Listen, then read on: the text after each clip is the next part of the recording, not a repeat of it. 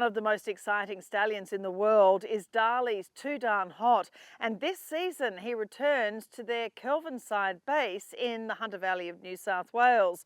He's joined by his son Broadsiding, one of few multiple Group 1 winners who's standing their first season at stud in 2025.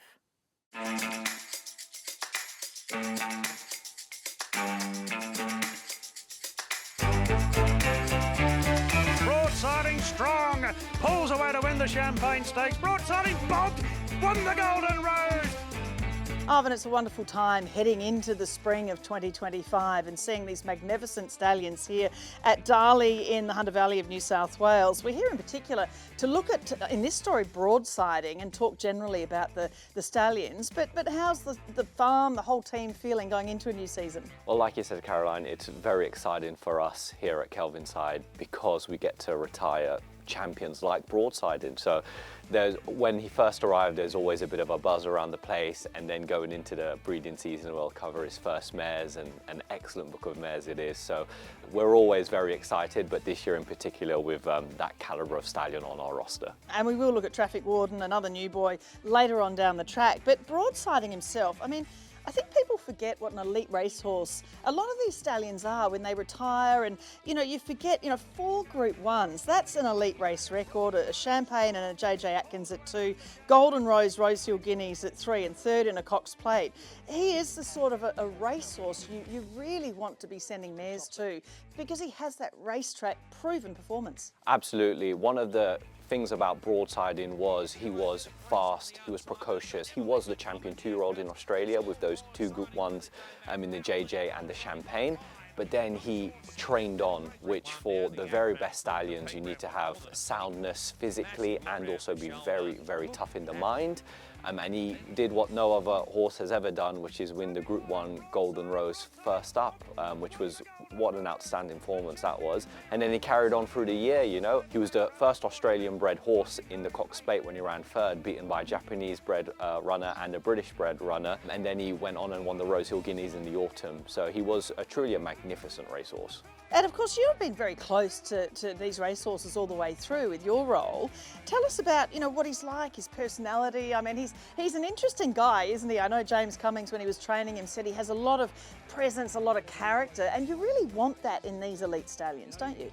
Absolutely. In terms of his characteristics, he has that edge that all elite athletes, whether it's equine or human, they have to possess. He knows when it was race day, and he always put his best foot forward.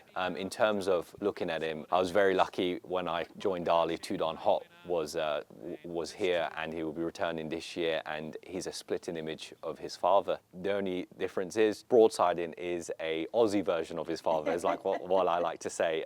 He's got a lot more strength and substance through his damn sire street cry, but he is very much his father's son. But here it comes, Broadsiding powering to the post. The Fernhill, the BRC sires produce at 2. He won the Hobartville as well at 3, won by some star stallions as well. But you go back, okay, so the first stakes win, the Fernhill, a really dominant win over horses of the calibre of El Costello, Just Party and many others. And of course, then went to the Champagne with that horrible heavy 10 and had to fight to get past Linebacker, came up underneath the Golden Slipper winner Manal, who'd won the sires as well. That was an elite performance.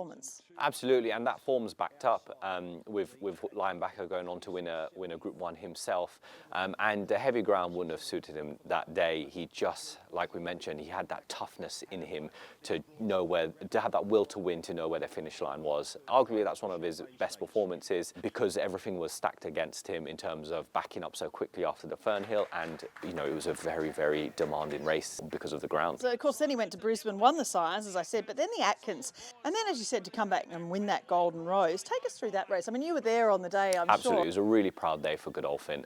It's one of Australia's marquee Group 1s for 3-year-olds.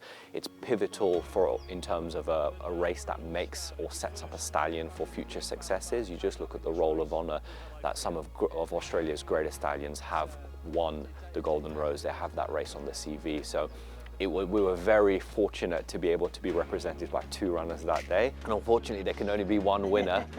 Thankfully, it was Broadsiding, just beat our other stallion in Traffic Warden, but it really is a very important race in the Australian calendar. And one that takes a lot of winning. It takes a very good horse to win that race. And you see the whole Darley team too, or Godolphin, you know, obviously Darley, the stallion side, and Godolphin, the racing side, coming together. I mean, those presentations, and you see, you know, James Cummings, or you see, you know, all the team here from Kelvinside, Woodlands, Johnny Sunderland, everyone is so involved in these successes here, aren't they? Absolutely. A horse like Broadsiding would have been through the entire Godolphin and Darley operation. He's firstly by a Darley stallion. He is out of a homebred mare Speedway. He was raised at Woodlands Stud. Then he came to Kelvinside for pre-training. He then went through the Godolphin training system at Warwick Farm and Osborne Park, where we're very lucky that we have good people at all those sites that help develop these future superstars and allow a horse like Broadsiding to realise his potential. Third, number 8, Broadsiding. Jamie Carr for James Cummings. One of the best weight for age races in the Southern Hemisphere is the Cox Plate. It's a race that everyone wants to win. We're fortunate enough to have Animo, who has won it. But in terms of the 3-year-olds, Broadsiding's performance in that is, you know, one of the best performances in terms of a 3-year-old colt. He ran the fastest time a 3-year-old has ever run in the Cox Plate, and he was only beaten by 2 very, very impressive international raiders. His running that day really epitomised his versatility. You've got to think he came from a 1400 metre Golden Rose to a Guineas up to 2000 metres. So he effectively danced every dance. He was versatile in terms of trip, how he was ridden, and the Cox Plate epitomises that. It's a wonderful representation of how successful the Australian thoroughbred breed has become. If you look at the broodmare sires, you're looking you know, Speedways by Street Cry, who then is out of Glissade is by Redute's Choice. Then you've got Zabil. You've got, you know, some of the best stallions to ever grace Australian racing, all in one pedigree. And then you couple that with the Shuttle factor by Too Darn Hot, by Dubawi. It's a pedigree we all dream of. And we're so lucky that he now gets to pass that on to offspring and hopefully continue the success of those stallions and those lines here in Australia and here at Kelvinside. Well, the shuttling has been so exciting here at Darley. We've touched on this many times on Bred to Win because it's been so brilliant to see, you know, over the years, the Street Cries, Shamardals, and plenty more before. But, you know, Too Darn Hot himself, Harry Angel, a real resurgence. And you know, Too Darn Hot himself, Dubawi out of Darley Me, she was a triple Group 1 winner herself as well. And he's just been an outstanding stallion here in the time that he's been standing. And as you said, he's coming back this season. You know, Harry Angel, one of the youngest stallions on the top 10 general size list this year. Too Darn Hot is picking up the baton of Dubawi, you know, a champion 2-year-old in his first crop. And we're very lucky how well the Shuttle stallions are going here in Australia. And you look at some of the other bloodlines Darley are able to afford breeders here in Australia. In terms of Too Darn Hot being a champion 2-year-old, won a Group 1 and then won a Group 1 at 3.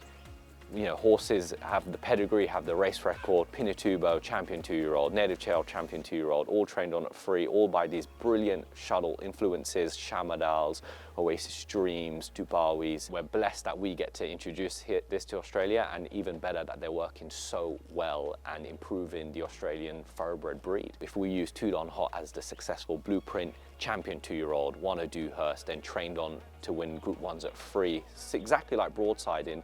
We feel that you need to be able to be elite at 2, but have scope, have the mentality to train on and still be elite and compete in Group 1s as a 3-year-old. And all our stallions, Pinatubo, champion 2-year-old, won a Group 1 at 3. Native Trail, champion 2-year-old, won a Group 1 at 3. Victor Ladorum, champion 2-year-old, won a Group 1 at 3. We just know that's the formula that works, and that will bring us our next Too Darn Hot.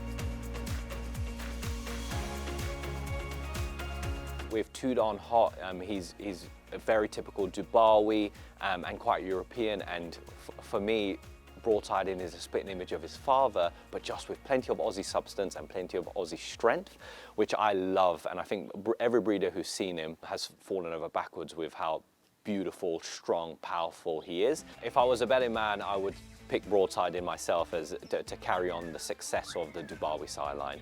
What a sire of sires Dubawi has proved to be with Night of Thunder, Zarak, New Bay. They're all wonderful stallions in their own right.